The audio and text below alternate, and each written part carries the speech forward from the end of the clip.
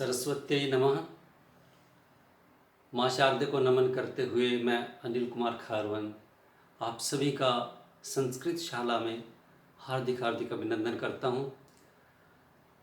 काव्यांचल साहित्यिक संस्था पंजीकृत के अंतर्गत संस्कृत शाला का आयोजन किया जा रहा है और आप सभी को वर्णमाला के उच्चारण के लिए कहा गया था और बहुत से बच्चों ने, बहुत से साहित्यकारों ने इसमें भाग भी लिया है।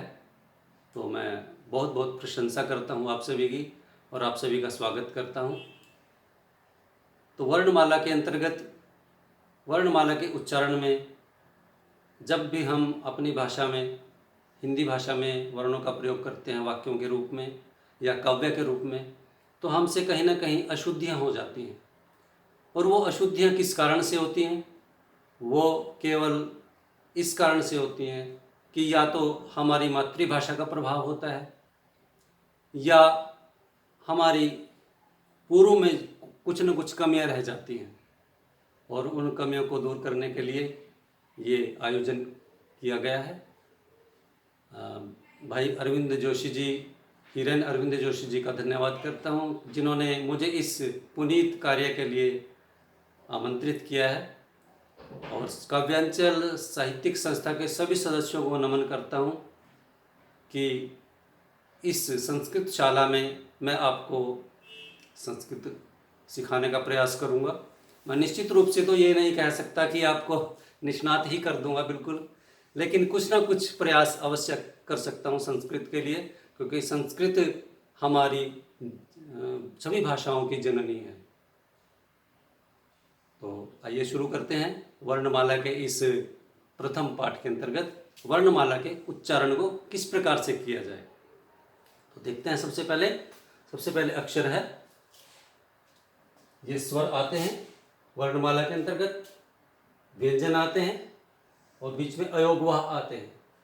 लेकिन इनके उच्चारण में, इनको समझने में किस प्रकार से हम त्रुटियां करते हैं, आइए उनको देखते हैं। तो सबसे पहले हम इसको छोटे से छोटे बच्चों को सिखाने के लिए जो विधि प्रयोग की जाती थी, तो जैसे छोटा ए, बड़ा ए इस प्रकार से, या ए आ इस प्रकार से, परंतु वो सभी जो उच्चारण है वो अशुद्ध है। इसलिए मैं प्रयास करता हूँ इन वर्णों के उच्चारण को शुद्ध करने के लिए। सबसे पहले है अ, इसको अ कहेंगे क्योंकि अ से अनार होता है, ऐनार नहीं होता, अनार। अ आ ई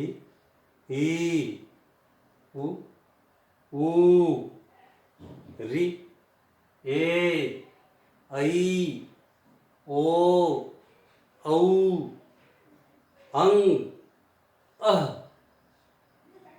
ये अयोगवाह है, दो अंग और अह। बताऊंगा क्यों है ये अयोगवाह, क्या परिभाषा है इसकी। उसके बाद देखिए व्यंजनों के अंतर्गत, कवर्ग के अंतर्गत आते हैं क, ख, ग, घ, ङ। इसको उच्चारण करने में, इस ङ को उच्चारण करने में बहुत से व्यक्ति त्रुटियां कर रहे हैं, बहुत बच्चे भी त्रुटियां कर रहे हैं। इसको शुद्ध रूप से उच्चारण करने के लिए देखिए, इसको कहेंगे ङ, न अणा कहेंगे, न अंगा कहेंगे और ना ही इसको न कहेंगे, ना ही इसको म कहेंगे। इसका उच्चारण है ङ ङ ङ। उसके बाद चवर्ग में देखिए च, छ, ज, झ, य, ये है य। टवर्ग के अंतर्गत देखिए ट, ठ, ड, ढ, अण, ये अण है। तवर्ग के अंतर्गत देखिए ट, थ, द, ध, न। पवर्ग में देखिए प, फ, प, फ, ब, भ, म। य, र, ल, व, श, श, स ह क्ष त्र ज्ञ। तो ये था उच्चारण। आप उच्चारण वीडियो को देख के पुनः पुनः इसका उच्चारण को शुद्ध कर सकते हैं। एक बार फिर से देख लीजिए।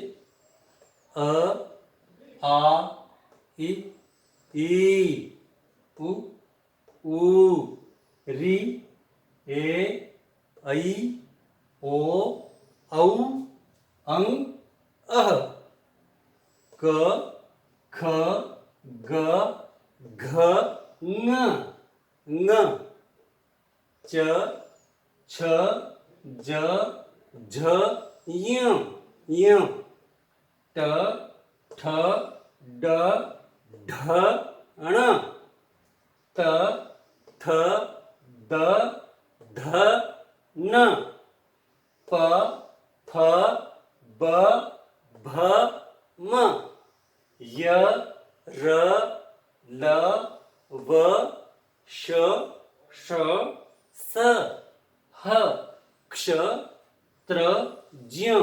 इस ज्ञ को ज्ञ भी बोलते हैं। तो ये वर्णों का उच्चारण था। आइए अब आपको बताते हैं कि ये स्वरों के उच्चारण में किसी के बोलने में कम समय लगा और किसी वर्ण को बोलने में दुगना समय लगा। वो क्यों लगा देखते हैं। आइए। स्वर, क्योंकि स्वर के दो भेद हैं। मुख्य रूप से हिंदी में दो भेद होते हैं, लेकिन संस्कृत में तीन भेद माने जाते हैं। हिंदी के ही सीखते हैं पहले। स्वर दो प्रकार के होते हैं, ह्रस्व स्वर और दीर्घ स्वर। ह्रस्व और दीर्घ स्वर। ह्रस्व स्वर वो स्वर होते हैं जिनके उच्चारण में कम समय लगता है। अब ये चार हैं, अ इ उ री, ये चार ह्रस्व स्वर हैं। दीर्घ स्वर हैं बाकी जितने औ तक हैं।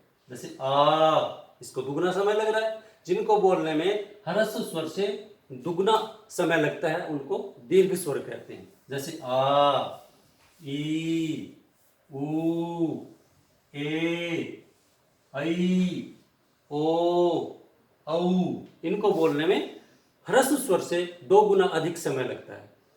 और तीसरा भेद होता है प्लुत स्वर।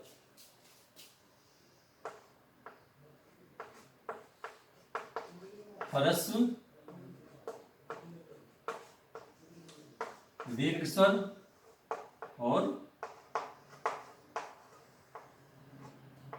प्लुत स्वर, ये तीन भेद होते हैं स्वर के। प्लुत स्वर, ह्रस्व स्वर वो स्वर होते हैं जिनको बोलने में कम समय लगता है। ह्रस्व का अर्थ होता है लघु, छोटे। और दीर्घ स्वर वो स्वर होते हैं जिनको बोलने में ह्रस्व स्वर से दो गुना अधिक समय लगता है। और प्लुत स्वर वो होते हैं जिनको बोलने में ह्रस्व स्वर से 3 गुना अधिक समय लगता है। अब जैसे हम प्लुत स्वर का प्रयोग अधिकतर संस्कृत के मंत्रों में होता है। अब जैसे इसको हम इसके निशान से सूचित करते हैं। अब जैसे ओम लिखते हैं हम, आपने देखा होगा ओम इस प्रकार से लिखते हैं, ये प्लुत स्वर है। ओम,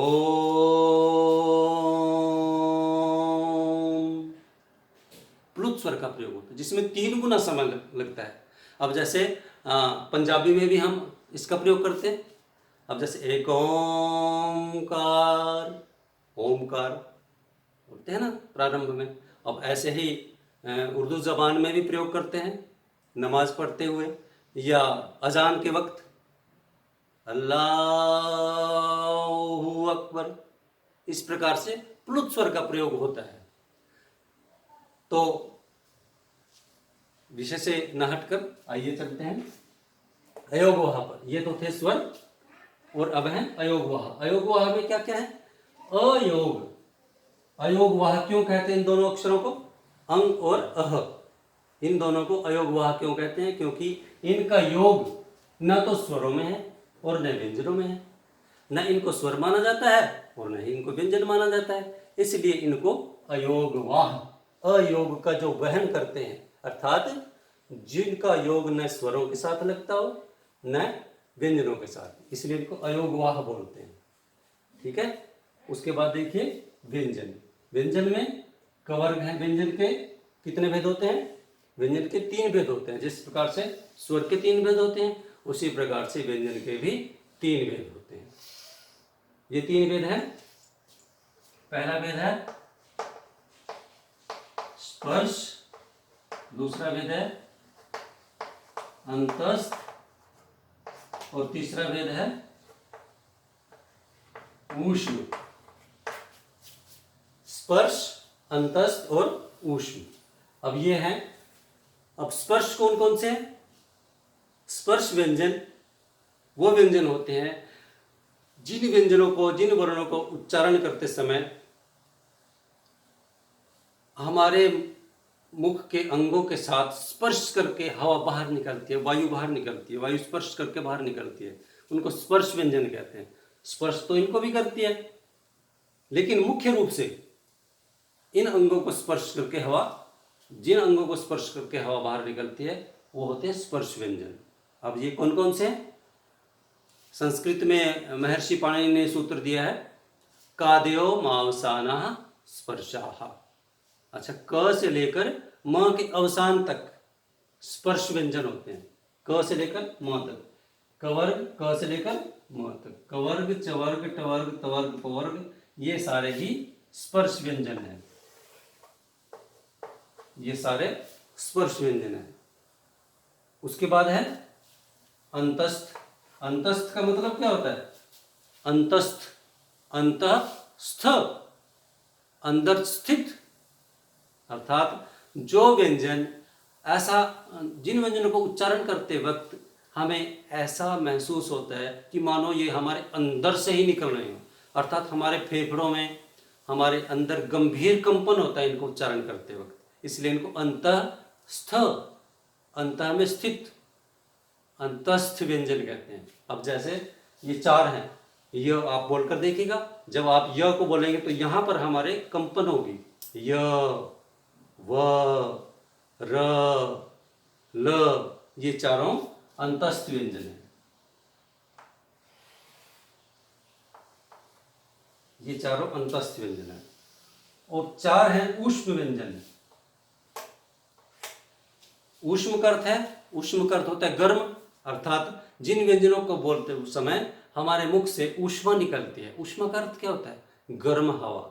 अब जैसे आप अपने हाथ को ऐसे करके और श बोलकर देखेंगे, श, श, स, ह, देखिएगा गर्म हवा निकलती है, इसलिए इनको ऊष्म व्यंजन कहते हैं। तो ये 4 हैं, ये वाले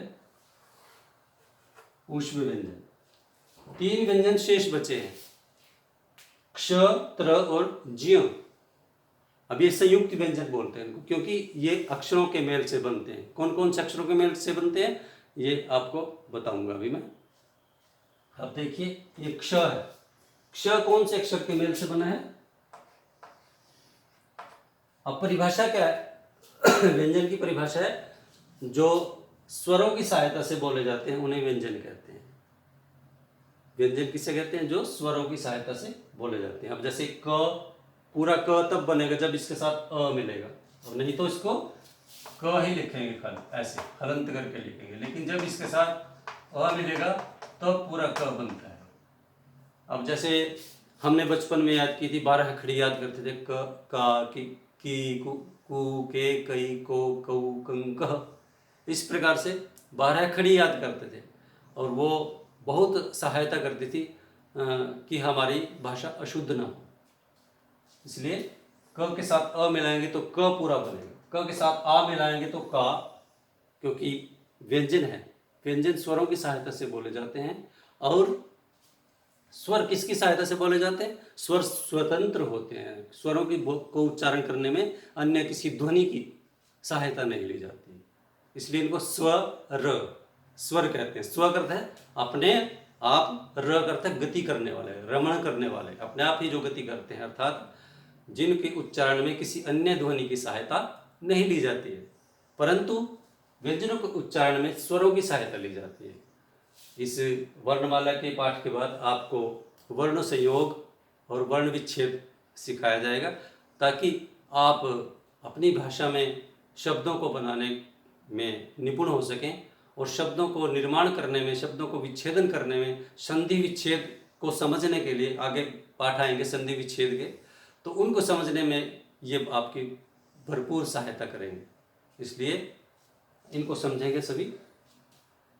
हम स्वरों पे आ रहे थे। स्वरों के स्वर कौन से होते हैं, स्वर किन को कहते हैं? स्वर 4 हैं, अ, इ, उ, री, और इनके उच्चारण में अन्य किसी ध्वनि की सहायता नहीं ली जाती है। इसी प्रकार से व्यंजनों में देखो, व्यंजन उच्चारण करने में स्वरों की सहायता ली जाती है, जैसे क, अ, क, आ, का, की, कु, के, कई, को, कऊ, कं, कह। इस प्रकार से हम आ रहे थे संयुक्त व्यंजन पर। अब व्यंजन है ये भी, लेकिन है संयुक्त। संयुक्त का अर्थ क्या होता है? जो सम्यक रूप से युक्त हुए हों, जुड़े हुए हों, अर्थात जिन जो अनेक वर्णों से मिलकर बने हों। अब जैसे क्ष अक्षर है ये, अब क्ष अक्षर है, ये कौन से अक्षर के मिलने से बना है? आगे मैं आपको उच्चारण स्थान भी करवाऊंगा। अभी बहुत पाठ बाकी हैं, ये तो प्रारंभ है। अब देखिए, क्ष है, कौन कौन से अक्षर से मिलकर बना है? क जमा श जमा अ, क्ष।